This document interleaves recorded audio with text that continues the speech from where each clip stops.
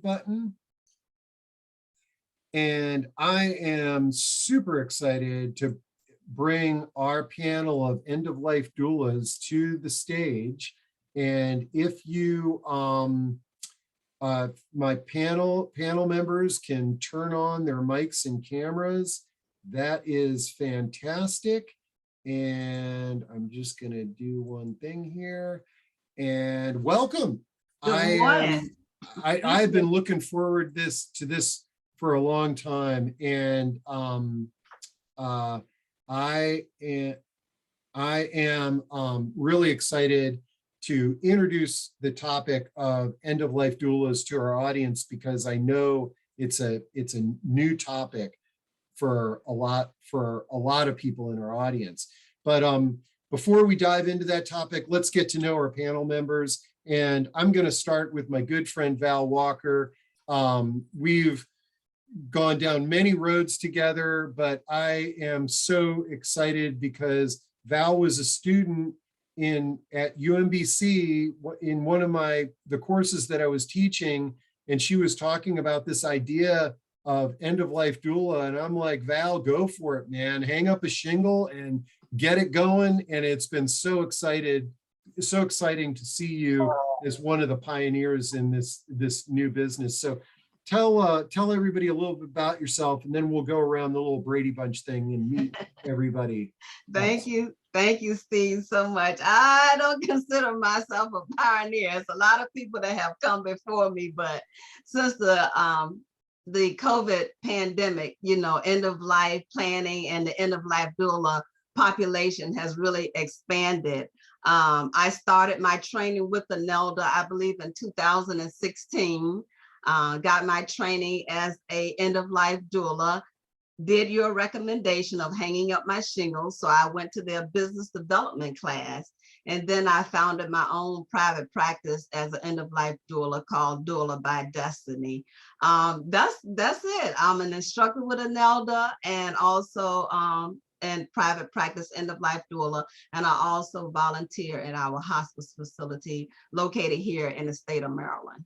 I love it. And just so that everybody knows, you're going to hear us dropping the acronym INELDA. It's the International End-of-Life Doula Association, of which everybody on the discussion today is an instructor. So I'm going to go below Val on my screen, and Marady. I hope I pronounced that correctly, Marady. You did. Hi, I'm Marady. Tell us a little bit about yourself. Yeah, so I am in Boise, Idaho, and I trained with INELDA in 2020. And I had been a hospice volunteer before that. So I was a healing touch volunteer, and I learned about being a doula while I was working in hospice. And so then I've been able to use my skills that I learned at the INELDA training in hospice. And I'm also a graduate student at BSU for my master's in social work. So I'm also working on bringing those skills to my clients once I graduate. And I'm an instructor for INELDA, like you said, and I'm just really happy to be here. Excellent. I love it. And then let's go down to, or let's go to the right on my screen to Julia. Hi there. Good morning to everybody. I'm very happy to be here with Steve and all our people that are registered. I am a psychotherapist in New York City, and I have been doing grief work as well as death and dying for a couple of years. And I trained with INELDA actually this year in 2021. And I have been an active participant here in New York around developing grief groups and circles of dealing with our sorrow. I'm very happy to be here. Great. And last but not least, we've got on the bottom of the screen here, Kris. Morning. I am also an instructor with INELDA. My background is in both hospital administration and in hospice administration. And in addition to being a INELDA instructor, I also help with INELDA assisting hospices and organizations in developing both volunteer hospice affiliations with doulas and opportunities for doulas to work as both volunteers, and how to integrate doulas into their organizations like hospices or palliative care or even hospitals. Great. Okay, well, nobody came here to hear or see me. I'm gonna duck behind the curtain. I want to remind our audience to ask questions by typing them in at any time during the discussion. And then I will turn things over to you all. And Val, I think you're gonna share a PowerPoint. Oh, I forgot to put the poll up. Here, I'm going to throw a poll up here. We want to get an idea of your awareness of end-of-life doulas before this discussion. And Val, while that poll's up there, you can share your screen, and then we will have a good, wow, guys are great. Okay, hold on for a second, Steve. Well, it looks like we got 74, 70, almost 80% answered. And let me share the results with everybody. It looks like we've got 60% of you are familiar with end-of-life doulas. That's amazing. 26% have never heard of end-of-life doulas, and 14% might have heard about them but are eager to learn more. So I think this is a great audience mix to kick off this discussion. And are you seeing the slide? Yep. So now you're just going to go to, there you go. Perfect. All right. Thank you, Steve. You bet. So Steve has already introduced us, and again, we thank everyone for being here today, a large audience. So I'm going to now turn it over to our first presenter, who is Marady. Thank you. Thank you, Val. So as we talked about, we are all from INELDA, and we've all trained with INELDA, and we're just going to go over what a doula is, the history of the doula. We're going to talk a little bit about what kinds of services doulas perform, so you can understand that. And then also, as you can see, the benefits to patients and family members. And then we will talk about the difference between a volunteer and an independent practice doula. And then we're going to discuss how cultural recognition is important in our work, and a little bit about training with INELDA. So next slide. So it's important to understand where doulas come from in the history of doulas. A lot of people think that this is a really new thing, but actually it has been going on for ages and ages, just maybe not under the name of end-of-life doula. There are cultures from all over the world that have been practicing end-of-life companionship, assistance, spiritual assistance. But our model from INELDA started with our founder, Henry Fursko Weiss, and he studied with birth doulas. So the model came after exploring what birth doulas do to help bring life into the world. And so he created his model to sort of mirror that, but then also assist people more with their end-of-life needs. And I was reading an article from a colleague of mine that talked about how, can you imagine if we just allowed a pregnant woman to go into labor without ever discussing or, holding space for them to understand what was going to happen. And that's the same mentality for end-of-life doula. Is we want to be able to allow people to explore their emotions and to explain the processes, and also just to be there with them. So that is a little bit of the history of the end-of-life doulas.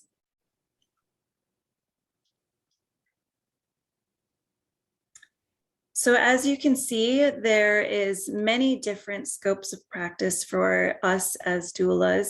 We have a 3-phase model that we work in. We do, when we are able to work with clients for many months, we're able to accomplish some of the things that you can see on this list. We really engage in a lot of deep active listening to figure out what's important to our client and their families. Some of the things that we can do is plan with them their advanced care planning documents. So we also can do vigil planning. So that's what do you want it to look like when you are at the end, your end days. And we can do certain things like creating a space of what does it look like in the space? What is the tone for the room? Is there music? And my colleagues will go into that a little bit more. And then we also can do after death services. So helping with assistance with the funerals, burials.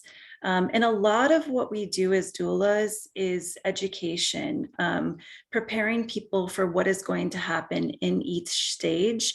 And also a lot of listening, helping them to navigate their emotions, their grief, their needs as a family, their needs as a client. So we do a lot of very personal work. We spend a significant amount of time with our clients, learning about them and their individual needs and their families and loved ones. So that's one of the things that is so great about being a doula is you get to really know your clients and their families and help them in the best way possible for them. So it's not a one size fits all. It's really an individualized work with each of your clients. And then things have changed during COVID, as many of you know, the way that we have all operated has changed. And so we wanted everyone on this meeting to be aware that there is still the ability for doulas to serve during COVID and sudden death. We have been really great at being able to shift to virtual platforms, as many of you have been working in, where we can support clients and their family members through Zoom, through telephone, through email communication. There's so many different ways for us to support clients. And there's also grief support groups that are out there for family members. So even though we may not have had time to work with the client to do the planning, the vigil planning, the legacy work that we would have if it was a more long-term client or family member, we are still able to offer services post-COVID or sudden death. And then before I turn it over to Kris, Steve, do you have any questions from the group? See here, I think we're pretty good, but I appreciate that. It's a good reminder that if you've got any questions, throw them in there, and if they're relevant to what we're discussing, we can answer them then or at the end of the discussion. So, oh, let's see, one just popped in. What is the difference between a doula and hospice? That is a great question, and Kris is going to go into that. So it was Adele. That's Adele. Perfect question. Perfect time. Great Well, that's segue. perfect. Thanks for the question, Adele. Thank you. So first, I want to talk about some of the preferences for dying. When we talk about hospice care, we talk about at home. When people are surveyed in this country, 7 out of 10 Americans who've been surveyed, even most recently, state they would prefer to die at home. And right now, fewer are dying in a hospital than at home. And that's been a switch. It's slightly over 50%. And home needs to be realized that it's the home that they're in. It may not necessarily be their original home. It could be the home of a relative. It could be that they've been home now is an assisted living or independent living. Home may be a long-term care facility that has been their home for a number of years. What this means is that they're no longer dying at the rate that we were in an acute care hospital setting. Hospice agencies in home settings primarily serve in an advisory role and from a distance. And what that means is that hospice agencies in a home setting are not an organization or a building or a hospice house. Hospice agencies provide care to an individual, support to an individual in their home-like setting. And the reason I go into this is I will talk more to this in just a moment. With that in mind, I want you to keep in mind that Medicare data more recently has revealed that a nurse or aide averages about 30 minutes per day in a patient's home when they're on home hospice care. The rest of the time it is provided, their care is really overseen and provided by caregivers in the home. And, you know, that speaks to, this is not an unusual statement by Linda here, that I thought when my dad was admitted to hospice, mom would finally have someone to relieve her with daily caregiving that she'd been doing for the last 2 years. People do have an idea that when they finally decide to go on to hospice care, that what they would do is that they would finally get the relief that they've been looking for after years of caregiving, and that someone would step in and be able to relieve them in a way that is going to be much more relaxing, and that they can step back from the caregiving duties that they were providing all that time. Next slide, please. The prevalence of caregiving in this country in the 2020 survey by Caregiving in US made it very clear that in the US system today, unpaid family caregiver members or unpaid members of a family are the primary caregiving system that we have. Right now, 1 in 5 Americans are caregivers to someone, and 85% of the care for adults over the year of 50 years old is provided by a family member who's caregiving and being unpaid for it. 24% of the adult caregivers are giving care to more than one adult, and usually 2 or more adults at the same time. Caregiving now is occurring across all generations. We're living longer in the United States. And what that means is that by living longer, multi-generations now are coming into caregiving, and it goes across all racial ethnic groups, all income levels, all gender identities and sexual orientations. This is not independent of any of those things. That means that for us in this time, we are having to have a really important discussion about who is going to take care of us and how many people can be cared for. How can people continue their livelihoods? How can younger generations who now may be taking care of not only helping with grandma, but who is living into 90s, but also parents who are living in 70s and 80s and are unwell? And how can they continue their young lives at the same time? Next slide, please.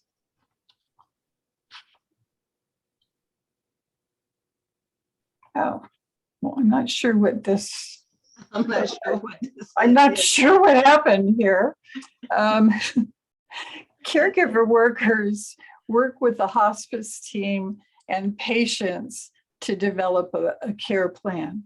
When a patient is provided hospice care at home, the caregiver who is the primary caregiver for that individual that becomes a hospice patient becomes part of the care team of the hospice team. And I want to say that my intention here is not to slam hospice whatsoever. Hospice is a wonderful development in this country with resources that are phenomenal. In fact, the problem that hospices have right now is a continuing problem, is that the majority of the patients that come onto hospice die within 50 days of admission onto hospice. The next highest majority die within 2 weeks of coming on to hospice. What that means is that for those patients who can have the benefit of hospice and some of the advantages that can relieve the caregiver, like the fact that the medications are delivered at home, the fact that the durable medical equipment can be delivered to home, the fact that a nurse will come to the home and the medical care is evaluated and provided at home rather than having to take the patient to the physician or to the emergency room, is a difference that is a huge difference. Those things can't be accessed until the patient is on Medicare.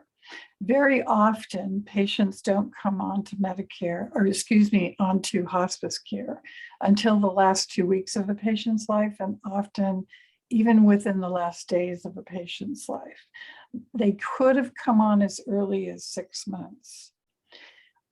Very frequently, families are reluctant to come on to hospice care because they're afraid if they come on to hospice care, it's an indicator that dying will soon occur.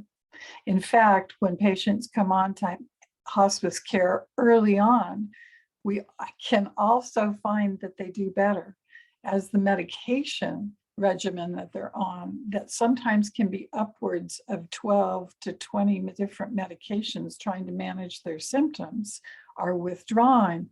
They begin to feel better. They begin to do better, and they actually begin to live longer. That's been proven clinically in palliative care and in hospice care as well.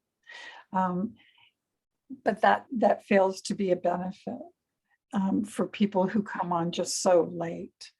Caregivers provide most of the physical care for the patient, including medications. That's something that often is not understood until a caregiver has the experience of home hospice care by the team.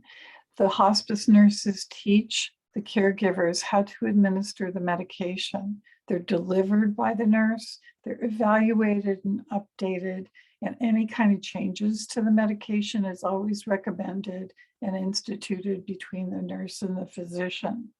But the actual administration, the recording of the medication being given, what time, and what the impact of that medication is or any side effects really is tracked by the caregiver. They're a part of the care team. Hospice provides a 24/7 phone number that is answered by a nurse, which is really important to note and very important to have. But it's not a nurse that is going to be immediately available.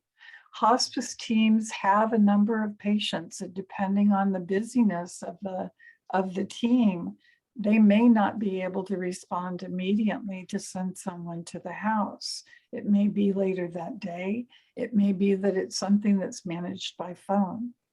Round-the-clock nursing care and respite care are not a hospice covered benefit by insurances. That is something that is also not understood. If the family wants to have round-the-clock care, it's paid for out of pocket. Hospice care for younger patients who are not Medicare age come under their insurance, and what kind of hospice care is paid for by insurances. Veterans hospice care may be only paid for if that veteran is receiving hospice care in a veterans hospital. That needs to be checked out. So when I'm saying this to you, what I'm saying is that there are gaps in services, even when taking the benefit of really good services like hospice care. Next slide, please. Okay, and just so you know, Val, your slides had some black bars, so I just took over the Okay. slide. Okay, so now we're at the volunteer versus. Yes. Are there any questions about this before I go to Val? We got a bunch of questions coming in, but I'm thinking let's get through the slide deck and then here's one. Janet asks, isn't respite care one of the Medicare benefits when someone elects hospice? There is respite care through volunteers. Volunteers provide respite care to individuals, but it's time limited in terms of the amount of time that it's available. There is respite care through hospice, but it is for time periods that the family needs to get away. It has to be scheduled. And typically it's not somebody coming into the home frequently. It is for a period of time, and it really is determined as the family needing respite care when they're really at the end of their rope. It's not on a regular basis, and it's not on a daily basis. I really want to also say just two more things here. It's really important to note that because of the kind of lifestyles that we're living right now, we're living a lot longer. It is estimated that in a woman's lifetime in this country, 1 in 5 of us will at some point have the risk of Alzheimer's. For a man, it's 1 in 10. And the reason is because as women, we're living so much longer. In caregiving, the people that we're caregiving for, the number one reason that caregivers are giving care is for old age or for aging issues. The second most frequent reason is for mobility issues and the lack of mobility. And the third is for Alzheimer's or dementia related.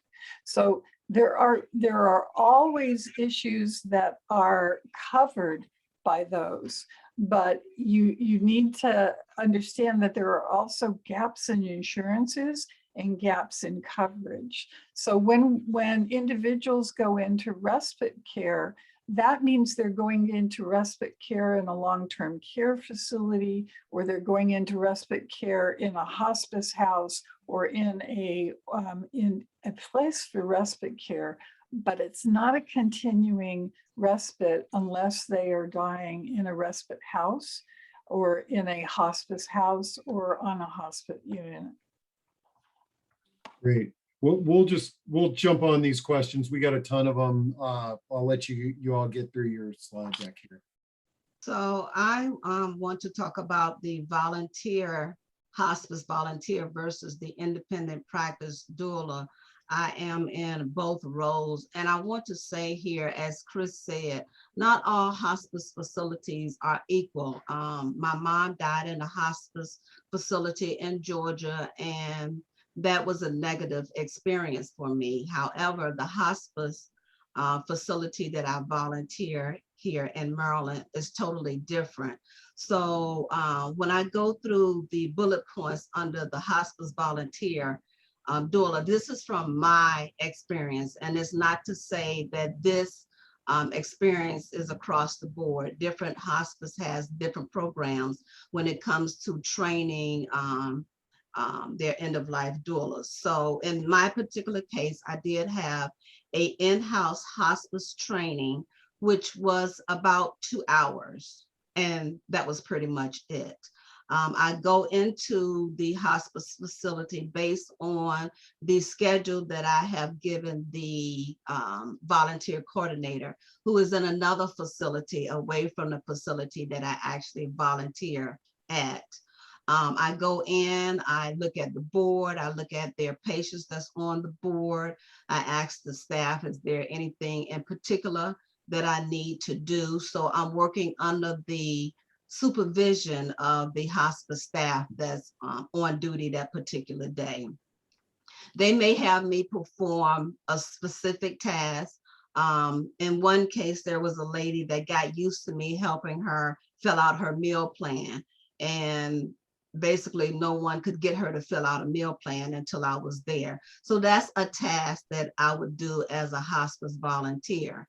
I also recognize that a lady wanted her hair to be taken care of, and the hospice RN, you know, she's working with the other patients and not necessarily having the time.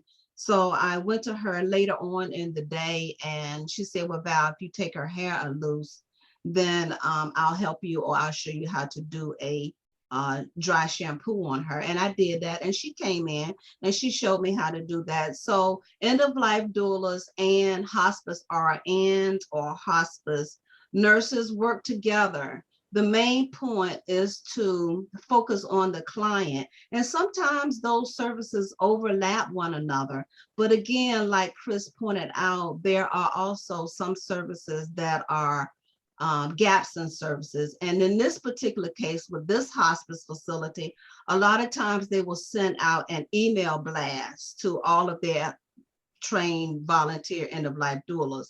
Well, most volunteer end-of-life doulas, like I said, have that set schedule, but with them knowing that I am a private practice end-of-life doula, they had a caregiver who I had to go away kind of on an emergency, and they didn't want their mom to be alone during this weekend time. So they sent out the email blast maybe around 2.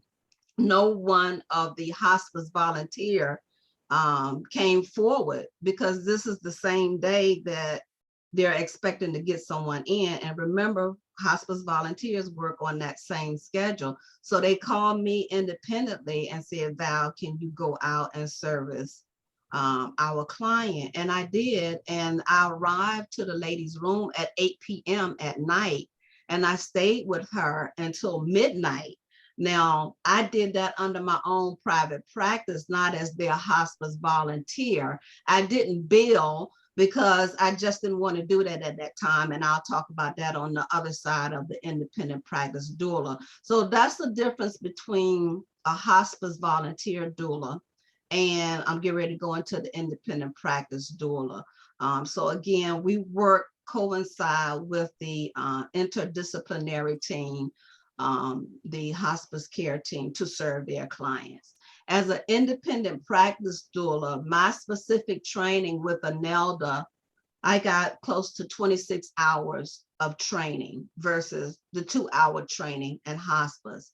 And as Marady pointed out, we have a 3-phase model that we use, which includes summing up and planning. And that goes with some of the pre-services that was on that slide, which is visual planning. How do you want your end days or your end hours to look like? Advanced care planning, if we're getting in there early enough and the patient has at least 6 months to live. And also life review. All of that comes under our first phase of summing up and planning. Our second phase is conducting the visual. So what is it that you really want to have specifically? Do you want a pet to be brought in? If we can do that in a hospice facility, or even if you're at home, how many doulas do you want? Do you want someone to be with you, especially if you're aging alone and don't want to die alone? Do you want 24-hour a 24-hour vigil where doulas are there to accompany you the entire time?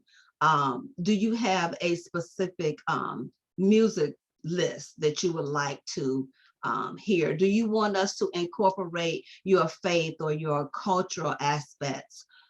Do you want your pastor to be involved? Who do you want not to be involved? So we can tell that person, you know, well, try to work that around the family dynamics that's going on and take that off of the dying person, because they should not be dealing with all those aspects. They should really be at peace. And even if there's a time where we have to facilitate a space of unforgiveness, you know, we do that as end-of-life doula. So my specific training, again, is 26 hours versus the 2 hours.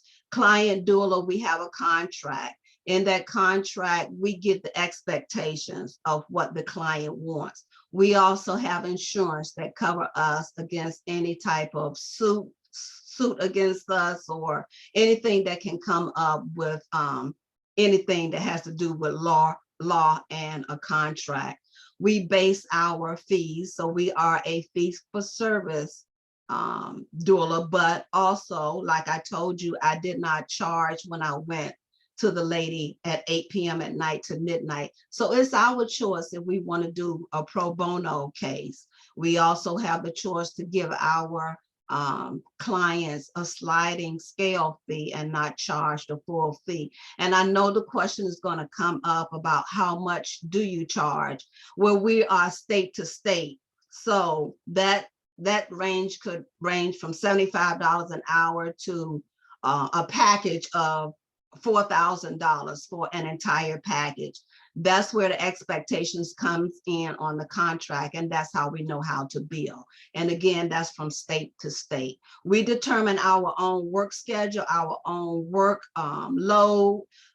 If I want to take 3 clients on at the same time, if I want to take 1 client on at the same time, that's up to me. Where with the hospice side, you try to manage all of their clients. They will ask you to go into each room and visit each room. Now, you may have a patient that just kind of not dominate, but you just need to be there for the full schedule that you have with that patient, and you just sit with that patient at that particular time.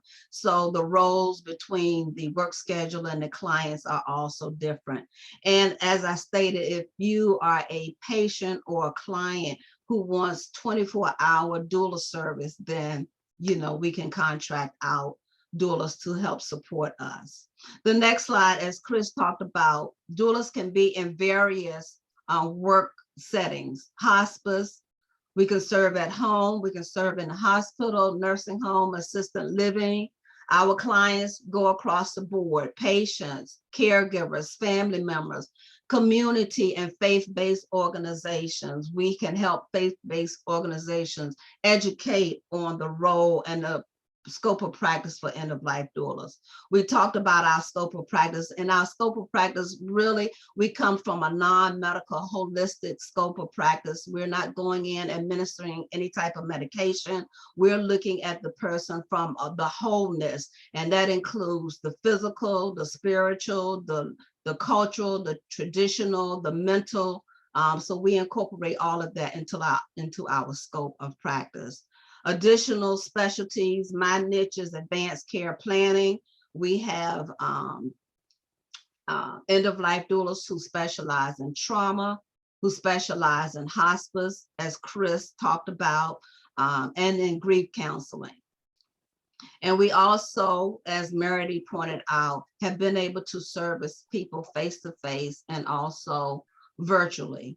So that's my part about the difference between a hospice volunteer and an independent private practicing doula. Are there any questions before we move on to? Well, we've got so many questions that I'm going to say we need to just get through the slide deck and then we'll start picking those off. So, okay.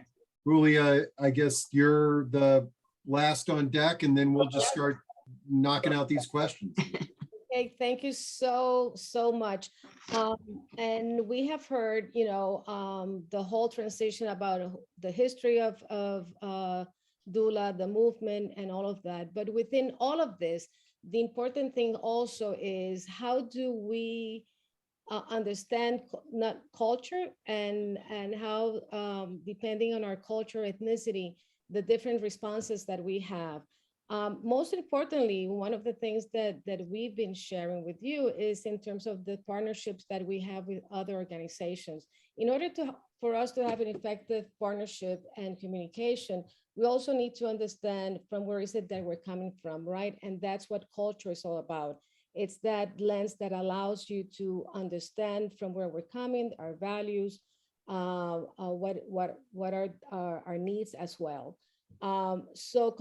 And within that, companionship in death across culture is, that our role as a doula is to be a companion of the dying and the bereaved. Is that we become an active participant in their journey, and in doing that, we are understanding clearly, what are the needs and preferences of the dying person as well as of the family.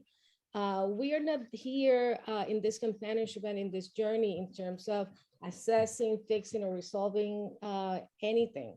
But the presence that we create and the presence and the way that we are present with others is because we have that understanding of where is it that people are coming from. And it's grounded in this concept of cultural humility, which is, how do we become humble and have curiosity of the person that we are working with, because we're learning from that person. The moment of death is sacred. And we have to be able to be there with them and to be, again, humble and curious and learning from the person that we are companions, that we become a companion, as well as their family.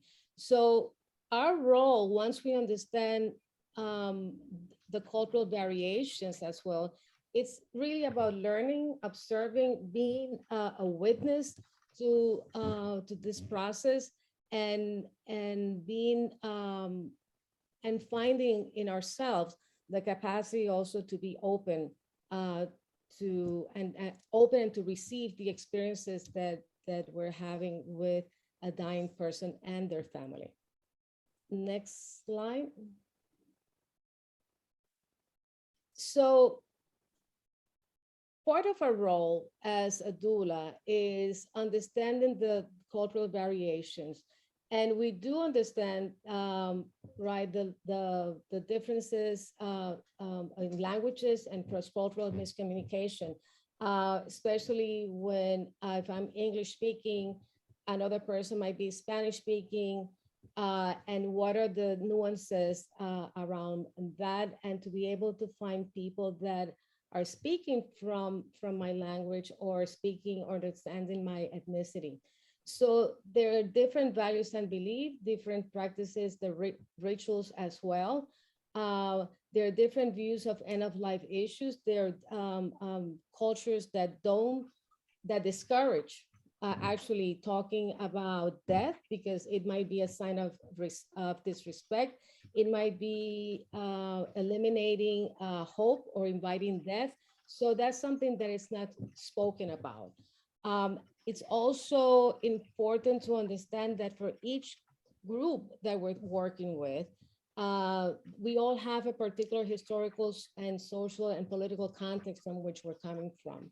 And that those things are going to have an impact in terms of how we relate to each other. And it brings forth another concept that goes hand in hand with cultural humility, which is intersectionality, in terms of who we are, in terms of who we are, in terms of our gender, our sexual orientation, our race, our ethnicity, our different roles that we played. And all of these things are going to have an impact, not only in terms of who we are and how we relate to the other, but in terms of, again, of being able to understand the context in which we are working, and understanding, for example, as well, of how and where we die, what we think about death and dying. And for us as doula, it's extremely important because we want to be there. We want to be a companion. And being in this companionship, it's about what is it, how is it that society talks about death? How is it that society talks about the dying process?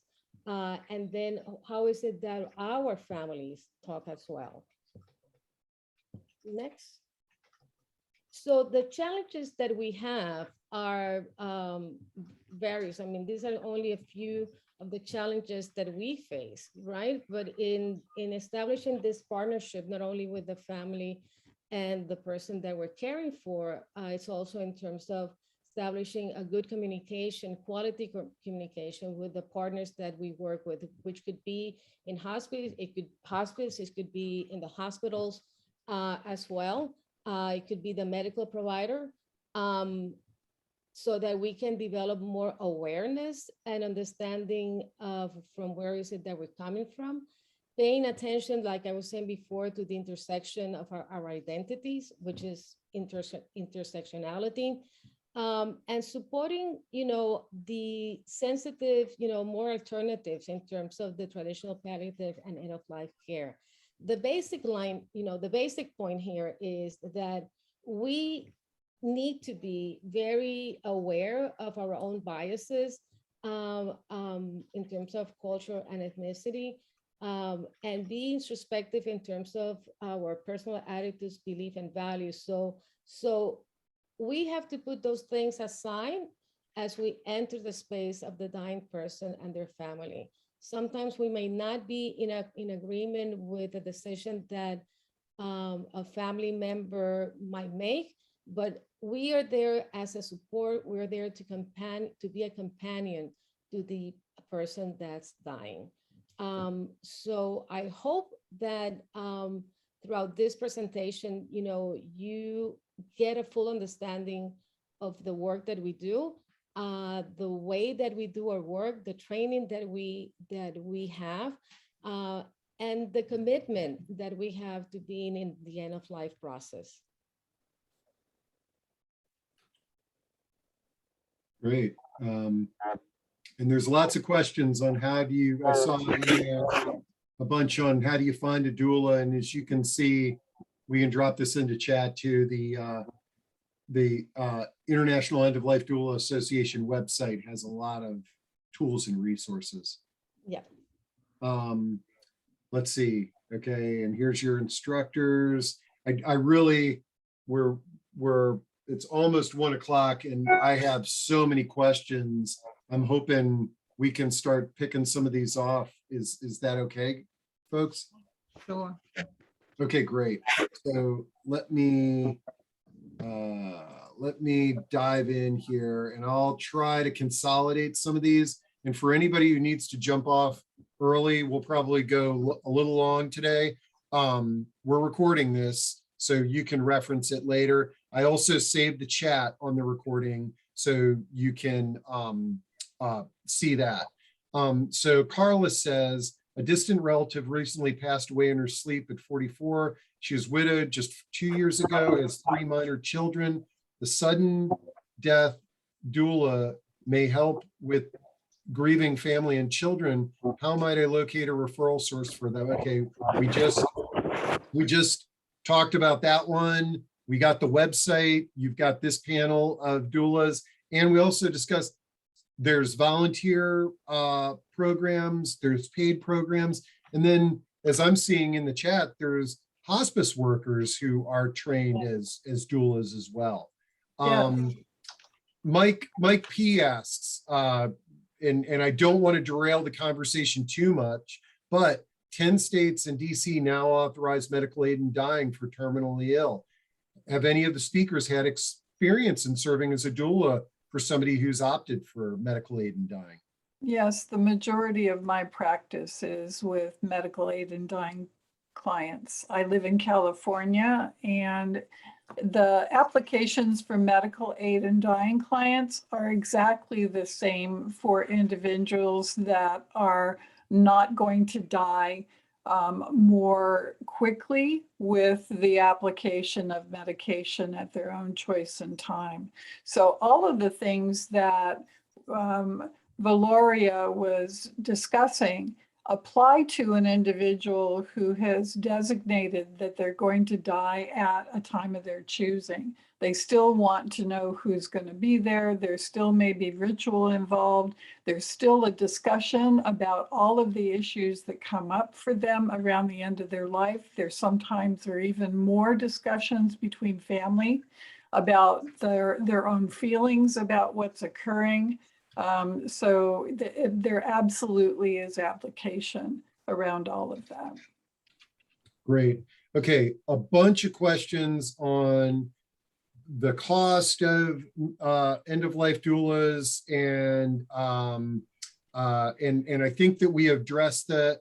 There have been a few questions related to Medicare, like does Medicare, long-term care insurance, or any of the programs out there cover the cost of end-of-life doula if somebody was doing a private pay? They do not. They do not now, and I don't know in the future when they will. And I think it's really important, and I saw something in the chat about somebody posting about how many hospices are closing because they're not able to make it on the amount of money that they have to work with. It's really important to know and understand that in hospice organizations, they are paid based on a daily rate for an individual. And within that rate, they're having to allocate different things and for the patients.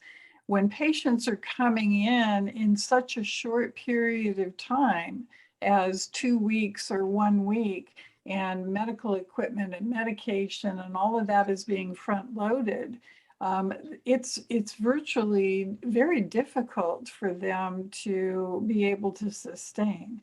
So it's, they need to pay their employees that they're required to have out of that cost. And when we're talking about adding the addition of doulas in, they need to figure out within that cost structure how to do it.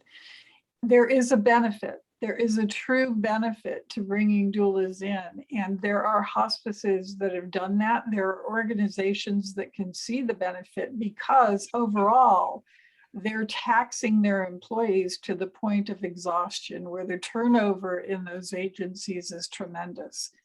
They're not sustainable anymore.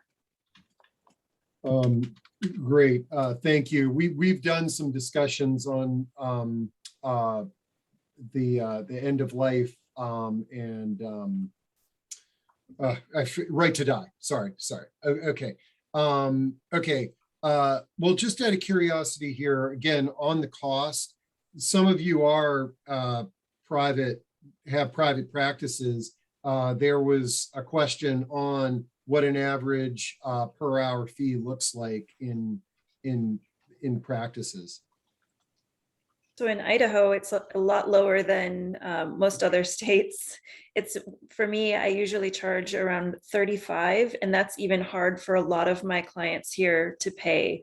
I usually end up doing a lot of my work on a sliding scale or pro bono. I don't refuse anybody the right to a doula. So it's really important to me that if somebody needs my help and requests my services and they can't afford it, I'll just do the work, because I know that that's, for me personally, that's the right thing to do. Great. Excellent. And that's sort of how all of the professionals that we've had on here, aging life care, elder law, a lot of professionals who are working with older adults will, try to be creative in implementing the hours to make sure that their services and that they can help their clients. Dakota asks, does a certified, oh yeah, go ahead. I think Julio. Yeah, no, I just wanted to say that the idea is, of access to services, and being being a doula, because I saw also a question in terms of what makes a doula, what are the characteristics of a doula, what values, and the idea is that we are of service to the community. Yes. And of being of service, it's going to be, we have a sliding scales, we do pro bono, whatever it takes in order to be able to help the family and the person that's dying. That's really the work.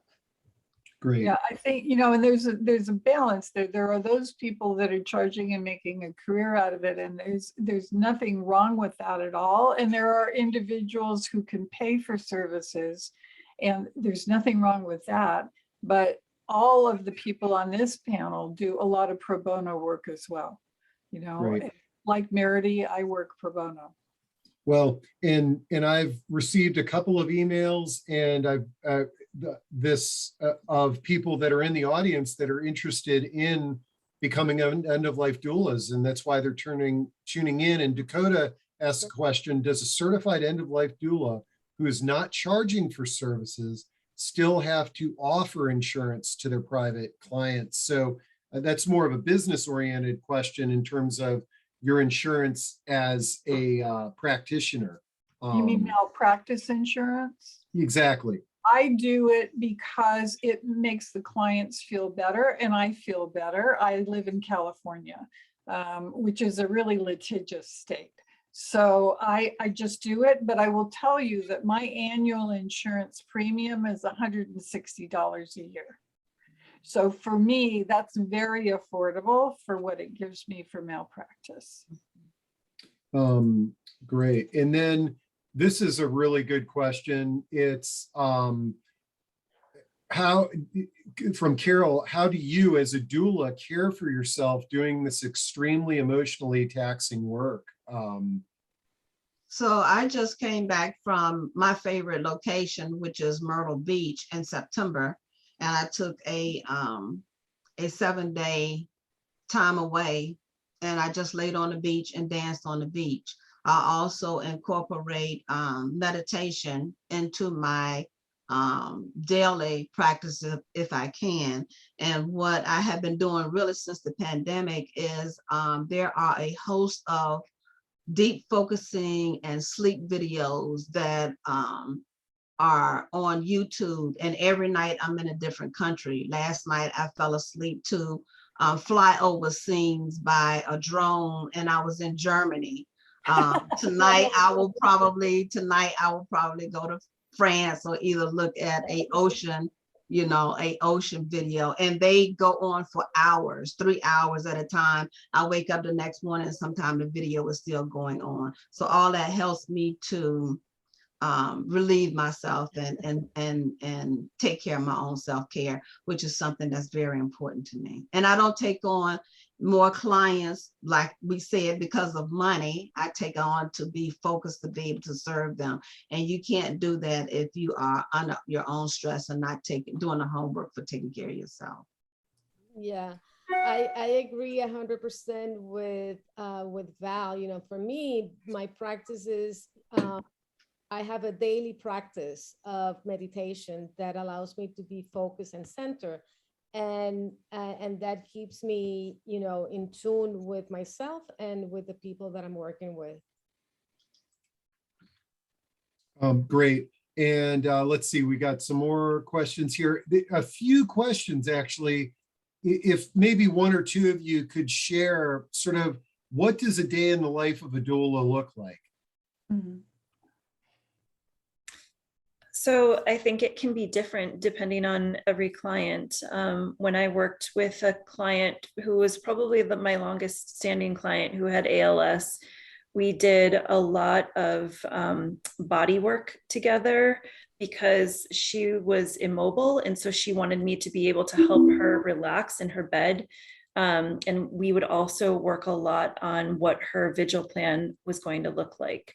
And then during her vigil, we did music. She was very, very intent on music, aromatherapy.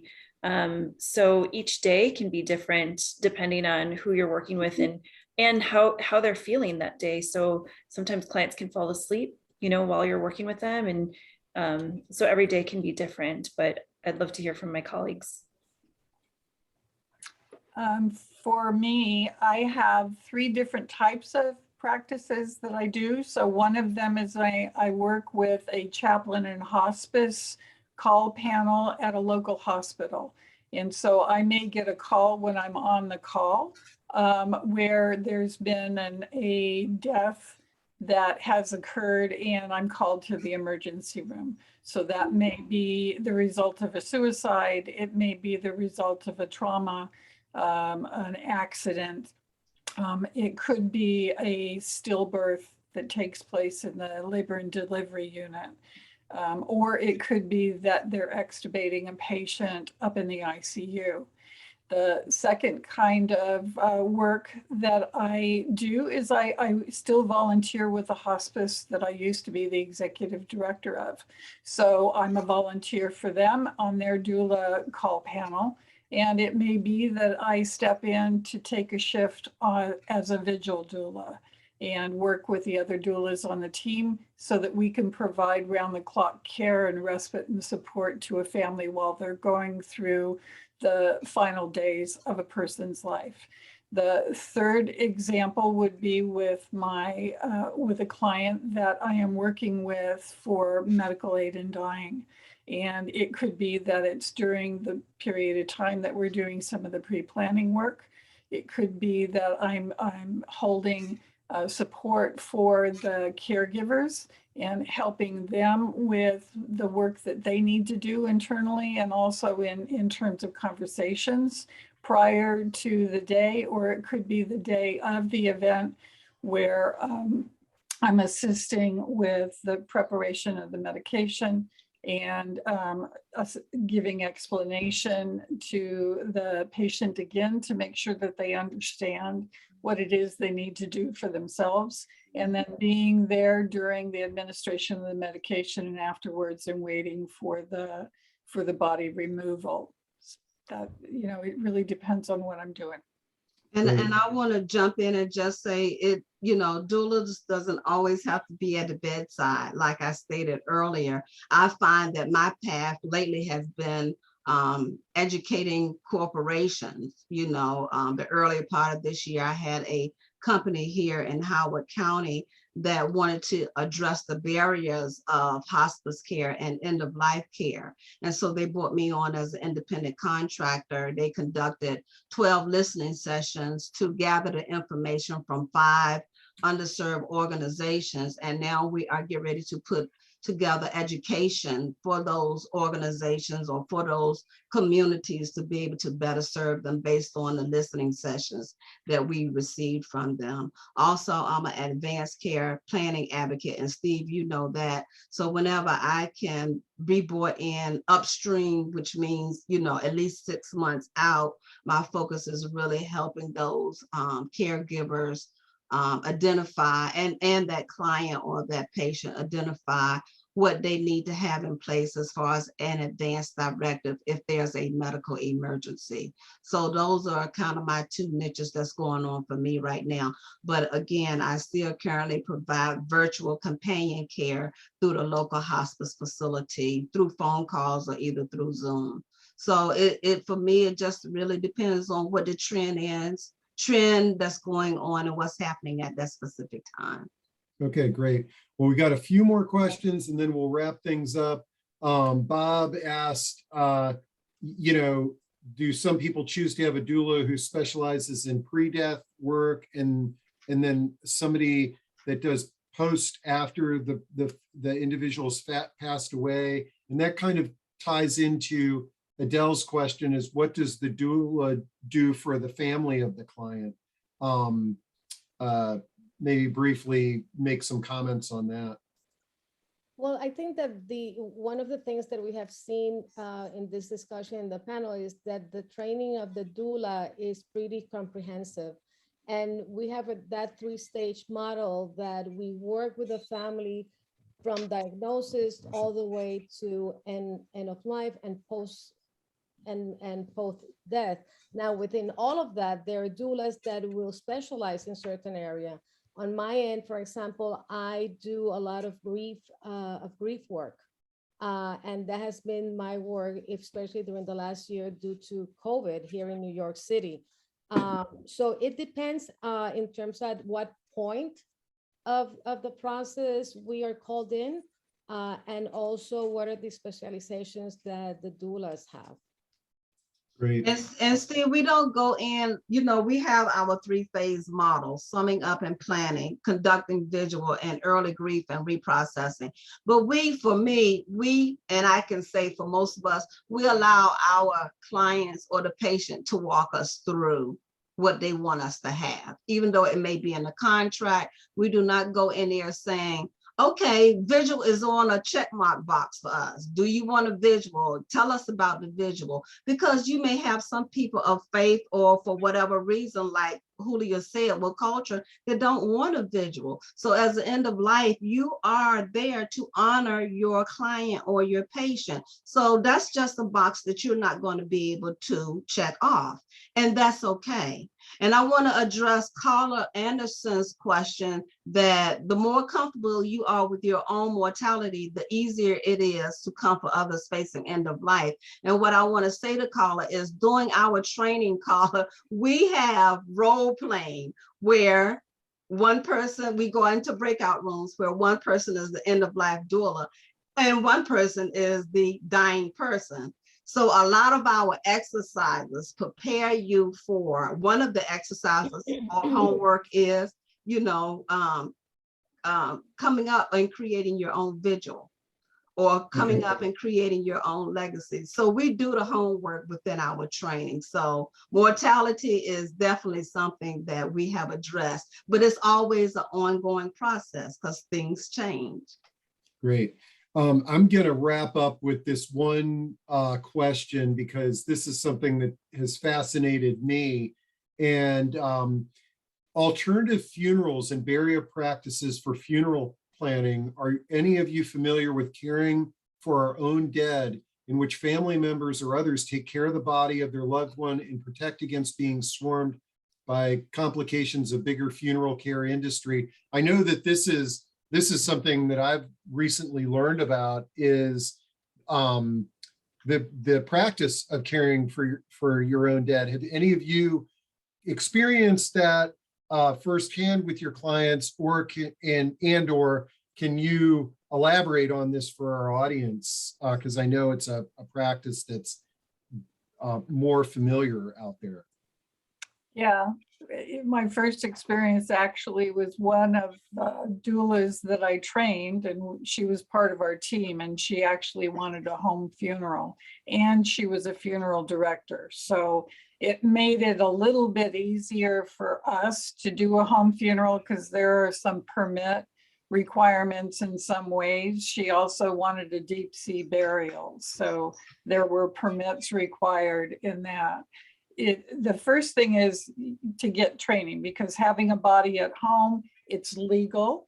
You do not have to, a hospice does not have to come swooping in right away and remove the body. And that's really important to note. But it's also important to note that bodies change after death has occurred in terms of their appearance, and that can be very disturbing to the family. And there are ways to be able to preserve the body, but those are not ways that, it's not as simple as just putting a block of ice under somebody. So you want to be learned about that, or have somebody who has learned about that. There are classes, there are trainings that are very specific to after death care and ceremony and ritual that, and life celebrants, death celebrants, individuals who have really taken it that step, and doulas that practice in that area. And so I would encourage that you look for, if that's an area that you're interested either in learning about, look for trainings that add that specificity to it, or look for doulas that have that training and can bring that to you. Love it. Man, I knew this was going to be a great discussion, and I think we should do it more frequently, because this is a topic that's scary for people, and the more that we can share resources, and like I said, next week we're going to have a discussion on the COVID funeral reimbursement plan. Yeah. So tune into that. That'll be a good one. Great. And well, I thank you. Thank all of you. We will share the recording. We'll share the PowerPoint. We'll share the chat. And this has been a great discussion. Thank you. Thank you, Steve, for the opportunity. Thank you so much. See y'all soon. Thank you, Bye. audience. Bye-bye.